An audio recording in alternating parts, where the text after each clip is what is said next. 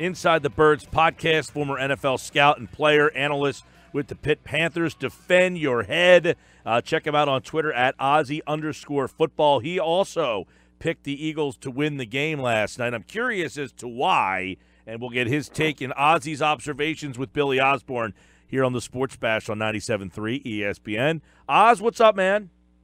What's up, you guys? How about who would ever think that we'd be talking about an Eagles W after have to go out on the road to play the Rams after they come off a big loss the week before? Crazy. Yeah, it was you crazy. And Gil did, I guess, right? Not me. Yeah, a lot of people. I think Gil had even a closer score than I did. I picked it last week. We did our little podcast, and I picked them to win 24-20, and Adam Kaplan and Jeff Mosher almost fell out of the off their chairs. The reaction when I picked the Eagles last night, Krause and McMullen, I think, almost fell off the stools. I mean, they just could not believe, and everything I laid out for them almost happened last night. Let's start with some of them, Ozzy, some of the things that you observed. But number one, I want to start with, I thought for the Eagles to win, it was imperative for us to be talking about their defensive line today, and I think that's where we possibly could start with. Their defensive line controlled that game. Yeah, and there's no doubt. That defense played phenomenal the whole game. They got pressure on Goff. They really made it difficult for him to throw the football, and they made him difficult to run the football. They almost made him kind of one-dimensional. And the secondary did their job, too. They kept, for the most part, everything in front of them, didn't give up any big plays, and tackled in space. Real quick, you mentioned it. They tackled in space. That is something they haven't been doing this year. They've been keeping plays in front, but a lot of missed tackles. That's something, Oz, last year you caught the ball, they tackled your ass down to the ground almost immediately. Yeah, I don't know what happened, during the season because it seemed like, I don't know. I don't know, but it seemed like it was an epidemic there for a while. They were getting beat inside, and then when guys made catches, they couldn't get them to the ground.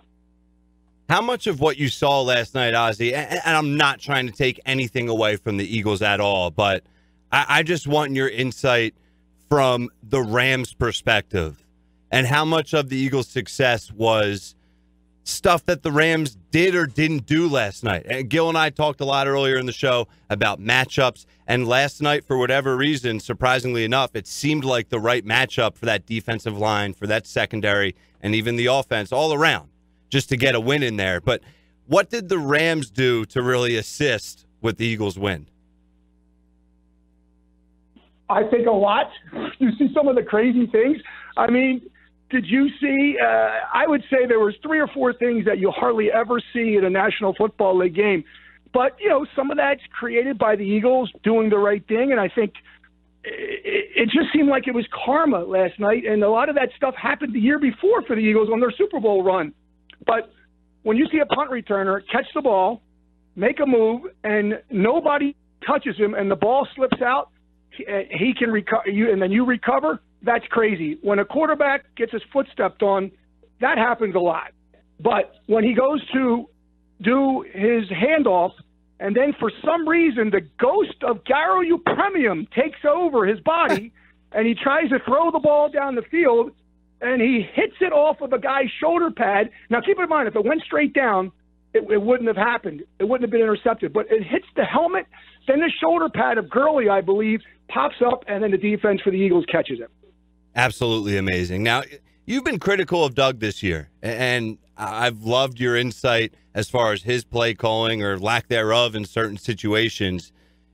Now we have Foles last night, and for whatever reason, there's a lot of them. Offense is clicking. He's moving the ball down the field, taking big shots. Alshon Jeffrey has one of his best games that we've seen in a while. So what did you see differently from Doug and the play calling last night? Well, first off, I'm glad you point this out because I just want to go on record by saying I'm a huge Doug Pederson fan. I love Coach Pederson. I think he's a tremendous coach. I love the way he relates to the players. I love the way he treats them as men. And I even love his play calling. I mean, let's face it, the Eagles don't make it to the Super Bowl last year unless it's Coach Pederson and Coach Wright calling the plays. Only thing that I've had issues with this year is it seems that he's a little stubborn when it comes to running the football and passing the football. And then my second little knock would be how you run the football. And I heard you guys talk about it, about, that to me, I was calling it lazy handoff. It was like there's no ghost motion, there's no counter, there's no wham blocking. It's just shotgun, hand the ball off, and go get what you can get because we're going to zone block up front. And I think it just put the Eagles in too many 2nd and 8, too many 2nd and 9 situations, and that's why they were faltering. So that was my issue with Coach Pederson. Last night, there was some glaring things that popped out. For anybody that calls plays, anybody that understands the offense, last night, Doug Pederson almost single-handedly lost that football game for the Eagles. Wow. So what did you see? Can you pinpoint some examples? And I know, I think, where you're going with it, but just for the listeners out there, what did you see from Doug that had you shaking your head? Okay, first off, in the first half, it's 2nd and inches. Now, I know that's a waste down. I'm all for going for the home run. I'm all for getting the score. I get that. I don't have any problem with that. But why do you tell the defense it's 2nd and short and don't worry about the run? We're not even going to play action for you. We're not going to do anything. We're just going to go shotgun, and then we're just going to throw the ball. You'd have your tight end. You don't have them blocked down to show run. You just have them release right away and just say, okay, we're going to pass the football. Now, to me, I don't understand that. I know it's a waste down, but at least give the defense something to worry about defensively from a running perspective. Okay, so you don't complete the pass. Then it's 3rd and short. Just line up and go quarterback sneak. It's 3rd and inches. There's no reason to get up to the line of scrimmage and do all this motion. And he caused, in my opinion, Jason Peters to go off sides by just taking too much time in the huddle and getting up to the line. It's 3rd and inches. Just quarterback sneak it. So then they kicked the field goal. So there's another points where they could have had a touchdown or get more points. Then, inexplicably, in the second half, you have the lead 30-13. It's 1st and 10 from the 18-yard line. You're up with huge, and you don't have to run the football. The only thing that can hurt you is a turnover. The clock is your friend. Wind the clock. You don't need to throw the ball there at all, because if you just don't get any yards, it's a 35-yard field goal, and it's 33-18. They need 3 touchdowns to beat you in 11 minutes. 3 touchdowns. And he throws on 1st and 18 and the interception, and that's what turns it around. And keep in mind, the Eagles lost 2 other games with big leads in the fourth quarter, almost for the same reason. Billy, how do you explain – okay, we have this conversation a lot with people about the balance, and it's, well, you throw to get the lead, and when they run the ball 27 times or more, they're 7-0. When they run 27 and less, they're 0-7. Is there more behind that? Is it coincidental? Because some people will just simply say, well, of course you run the ball more because you're winning and you're trying to run the clock out, as opposed to running to help you get the lead, the victory. You know what I mean? Yes, I know exactly what you mean. And I think it just depends on the team you're playing, your scheme, your team that you have. But I believe that the Eagles, and I've been saying it, Michael, in your show since about week 3 or 4, my own opinion is that they were throwing the ball too much and relying on Carson Wentz to just, move the ball. And I thought that if he gets hurt or he doesn't play well, the Eagles are going to struggle offensively because there's just so much riding on him. And the fact that they're not running the football, he's getting teed off on almost every passing play. He was getting hit or getting knocked to the ground. So I just didn't understand the lack of balance. And then I hear it's a throwing league, and the offensive linemen are hurt. They don't have any running backs. That's baloney.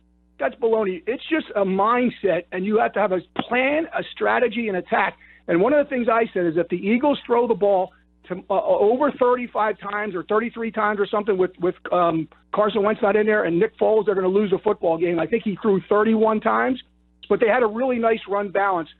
I just think sometimes that the coaches are stubborn and they just do what they want to do. And I understand that passing the football is an easier way to get yards, but you have to have balance. Or when you do go to pass the football, nobody's going to do anything except rush the quarterback. Well, and how much, Carson Wentz is Carson Wentz. He's more talented than Nick Foles is. I don't think there's a debate there. But there is this, cult base of fans who think Foles is the better option. How much of that is because of the way Doug Pederson calls plays differently for these guys, or so it seems anyway? I think that's a great question. I think that's a great perspective. And I think Carson Wentz is the quarterback of the future. There's no doubt. He's a tremendous talent. Nobody's going to question that. I think for whatever reason, Nick Foles just might be a better fit at this time. And I say that reluctantly because you don't really want to start a quarterback controversy. But what I think happens is when you have Nick Foles in there, it seems that the team and the offensive line and the coaching staff, starting with Doug, have a different philosophy from an attack perspective offensively, and they go to a more, I don't want to say conservative, but less of shotgun, throwing the ball on every down type of a deal. And when they do run the ball, it's not that shotgun, handoff to the right, zone run inside or zone run outside. They try and run some wham blocking, some counters, some powers. It just seems to have a little bit more diversity and a little bit more creativity when Nick Foles is the quarterback. And you know, like I said, I've been calling it lazy play calling. They just got to stop playing lazy play calling, whoever the quarterback is. But for whatever reason, when Nick's under there, the play calling does appear to be different. Now, is that just, are you attributing that all to how Doug and his coaching staff are looking at their game plan when it's Nick Foles versus Carson Wentz? Like, how much of a factor is Nick Foles as a player and Carson Wentz as a player in what we're seeing in the drastic differences of these games last week compared to how Carson Wentz has been running this offense prior to that? You know what I'm saying? Like, is Carson Wentz... Absolutely. Yeah, what do you see from that point? Well, I think that, you know, Nick hasn't run a play all season just about, except, you know, in the preseason or early on. So I think that your coaching staff probably gets together and say, okay, what group of plays does we feel comfortable with Nick running? What has he done successfully? So, yes, you have an offensive philosophy, but you also try and cater it to your personnel. You can't stick a round peg in a square hole. So you look at your personnel and you see what that is, and then you try and customize your scheme and your attack to the team that you're playing, and what you're going to see from them and their tendencies. Yo, well, Billy, let me interject with this. Okay, you've played at the highest levels. So who would you say is the most talented wide receiver that you ever played with? You were a wide out. Who was like in a group when you were practicing? Who was the most talented guy you were around? Mike Quick. Okay, so Mike Quick. So would you say? You know that guy, right? Yeah, I've heard of him. So would you say that the coaches call plays and do things differently for Mike Quick because he has much more talent than another guy, so that they put more on, like, I believe they put more on Wentz's plate because he's so much more talented than Foles, that they just say he could do so much more, and they almost put too much on his plate because his talent level is so much higher. And that's what I've been saying, Mike. You're dead on. That's what I mean, at least I'm not in the coach's meeting room. I don't want to speak for Coach Pederson and the staff. But from a perspective that I'm looking at, same as you guys, when I see it, and I said it, from the third or fourth week on, it appears that they're just putting too much on Carson Wentz's plate and not enough on a scheme attack. It's just basically saying he can do it, so let's just call this play versus – let's run ghost motion. Let's run bunch. Let's run. Did you see the New England game yesterday when they threw that pass to and the guy was wide open by 60 yards? Well, did you see all the motion and all the trickeration in the backfield that held everybody? Yeah. Well, that's why Hudson was open by 60 yards, because they were doing stuff to hold the defense. Well, that's what I don't think the Eagles do enough of when Carson is in there. And you're exactly right.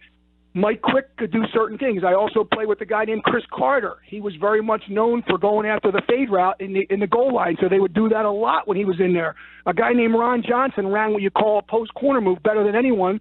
So when they got in a certain down and distance, they would put Ron Johnson in, and he would run the 7 route. He'd run the post corner. So yes, you do tailor it to your personnel, and I do believe that they believe that Carson is just so much more talented that they can get away with certain things. And they do certain calls and they put certain things in their playbook that game week for his talent. And it just seems like for whatever reason, the defenses are on it this year, and they're not having as much success. And then when you put in Nick, they have to do different things. And Nick, his part of that, in my opinion, is that they're running the football more. And I think there's a coincidence. It's not a coincidence why they're being more effective the last couple of weeks. It's such a crazy dynamic, Billy. And to me, it's like, don't you feel like we're possibly letting Carson off the hook a little bit too much with that reasoning or explanation? Not saying I disagree with you. I genuinely don't know how to interpret the changes here that we've seen last night compared to when Carson is in. Like, isn't some of this on Carson here that he's not being dynamic enough with the offense, and he was injured and he was forced to only able to make certain plays? Or is it really that much on Doug and how he's setting up the games depending on who's in there? Well, I think it's a combination of all the above. And as you play during the season, teams evolve defensively, teams evolve offensively. You have to adjust. You have to be more creative because your tendencies are out there. So, when the Eagles ran the ball on 3rd and 4 last night, to me, that was I remember telling my kids, Jamie, I'm like, if they run the ball here, they're going to have a lot of success because they never run it in 3rd and 4. Never. I don't even remember another play in the year when it's been 3rd and 4 and they run the ball like that and they got 17 yards. So these teams know your tendencies like crazy and they're studying it. So you have to evolve. You constantly got to be one step ahead of the other team to be successful. And I think that, I don't know if we want to say Carson, we're giving him, we're taking him off the hook, but there's no doubt that when he came back and he had those couple games in a row, we were like, holy mackerel, this guy is playing at a really high level. We kind of got lulled to sleep with the fact that the guy still is coming back from major knee surgery. And he's coming back in a short period of time that he's not going to probably be himself for at least another year. And the doctors have all said that.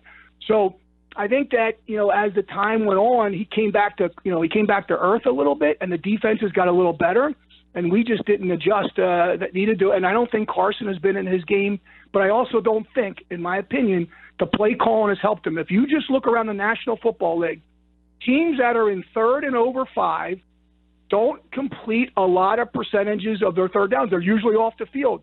You have to be in 3rd and 5 or less in the National Football League to have consistent success on third down conversions. And if you look at the Eagles, they're in 3rd and long way more than the other teams. And it's just and they're also playing from behind. For whatever reason, they're not scoring on their scripted plays, so they seem to get behind, which then hurts their running game, and it's just a perpetual thing that they find themselves behind in the fourth quarter. We're talking with Billy Osborne here on the Boardwalk Honda Hotline.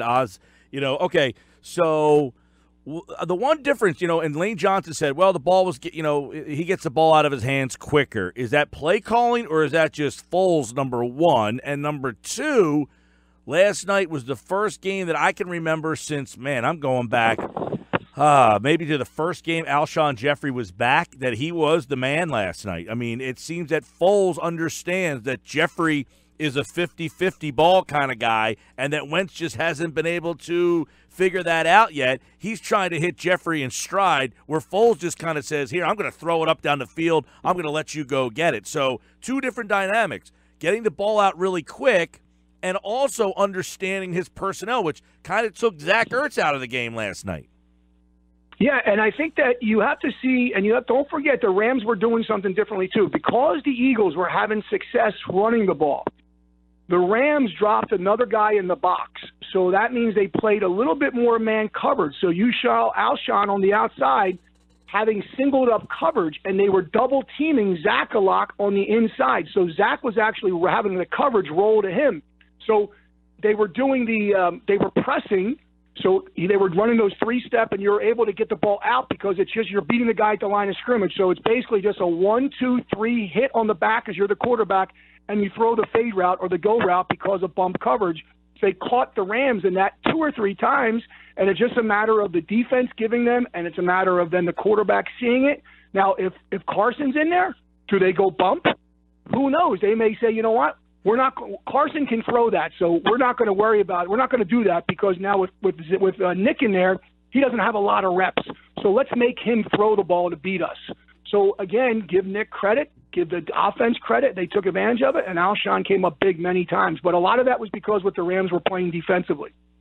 Such an interesting perspective there. I mean, we can talk Nick Foles and Carson Wentz all day, but since you're a pick guy, I have to ask you about Avonte Maddox and what you saw from him last night specifically, because this guy, now he's playing 3 different positions in the secondary this year. He comes back in a huge important moment for a huge important game, and he seems like he really stepped up and delivered. So talk about Avonte Maddox and his performance in his first game back. Well, he's definitely getting baptism under fire, right? I mean, yep. and I think your WVU guy has come. Give him a lot of credit too, because for many weeks he's had terrible games covering wide receivers, and they've been putting him on the island a lot. He's had, when I'm talking about Rasul Douglas the last couple of weeks, he's had an unbelievable game, and they needed every bit of it because they're so banged up in the secondary. Avonte came out again, and he's battle-tested. When you go at Pitt, they play man-to-man coverage just like Coach does here, Coach Schwartz. And you have to, you're man-on-man. You have to understand defensive philosophy. You have to understand man-to-man philosophy. And, the realization is you get beat a lot in the secondary. That's just the nature of man-to-man coverage. But you know what helped them last night? And Mike, you said it early on. That front four, you do play in unison as a defense. If the front four doesn't get pressure, the secondary looks terrible. If the front four gets pressure, they look good, and the secondary looks good because now the throws are a little soon, the throws are a little high, you're able to get interceptions. So they definitely played in unison. But Avonte Maddox coming back there was huge because they're so banged up, and you give them a lot of credit. They picked on him on that last play. He did a great job on a little bit of contact, but he really gave them a boost when they needed it, because if not, you're going to see those guys, probably take shots a lot more down the field. But Avonte was able to come in there, settle them down, give a presence out there, and that really did help the defense. Billy Osborne, we'll get you out on this one. You ever been on a team where the backup guy maybe wasn't more talented but just fit better? I mean, and how that locker room goes. I mean, if you ask the fans right now, I'm sure most of them would say, we got to go with Foles. You got to roll with Foles, right? I mean, so that dynamic is kind of interesting. I'm interested to see if you've ever been in that situation where you played with a guy who was clearly the more talented player, but the backup just got the job done when he was called on, and it makes it for an awkward situation, I guess, for Wentz. This poor kid, he's going to be the MVP of the league last year. He's 12-2. He gets hurt. And then his backup wins a Super Bowl, and now everybody loves this guy, and Wentz can't do anything right, it seems like.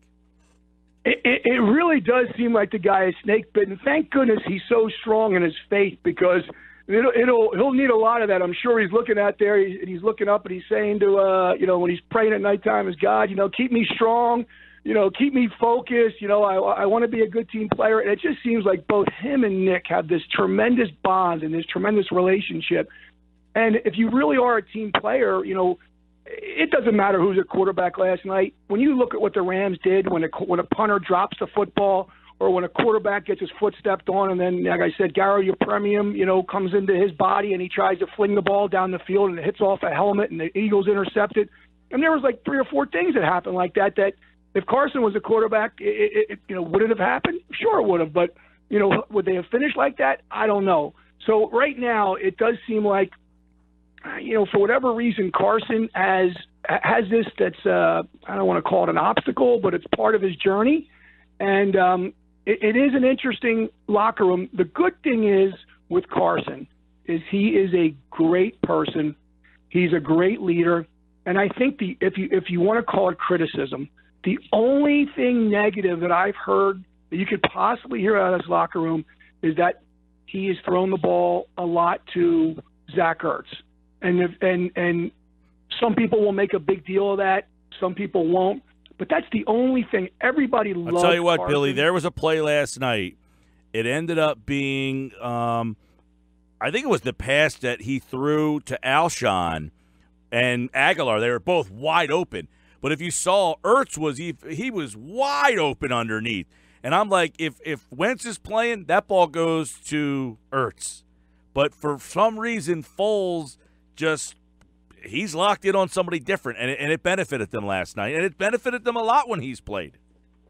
Yeah, there's no doubt. He does throw the ball all over the place, and I think, sometimes you try and force balls in, and let's face it, you have a comfortability whether you're, calling plays or you're throwing balls or you're the sports announcer on a station. You have a style, you have a comfortability sometimes with your partner, and Ertz is a guy that they've worked with and he feels very comfortable with, and and Carson likes throwing to the tight end.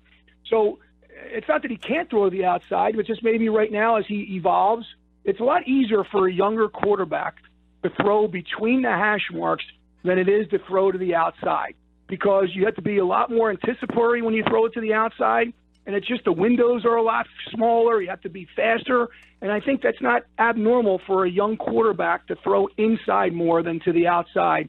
But regardless of this, I think he's going to evolve. There's no doubt. And on that play, Mike, the great point about that is they went play action, and because they were running the football so much, it sucked everybody up. And somebody busted a route because you shouldn't have two wide receivers that wide open. Yeah. Somebody did something, but the bottom line is good play call, and you're right. Maybe he would have thrown underneath. In that case, he threw it deep, and the Eagles benefited. Billy Osborne and, of course, Ozzy's observations every Monday after Eagles games right here on the Sports Bash of the Boardwalk Honda Hotline. And, of course, the Eagles getting ready now to take on the Houston Texans, and their playoff hopes still alive. Ozzy_football Inside the Birds podcast with Jeff Mosher and Adam Kaplan. And check out Defend Your Head as well for more information, trying to cut down and the concussion safety for players at all levels of football. Oz, always a pleasure, man. I enjoyed it, you guys.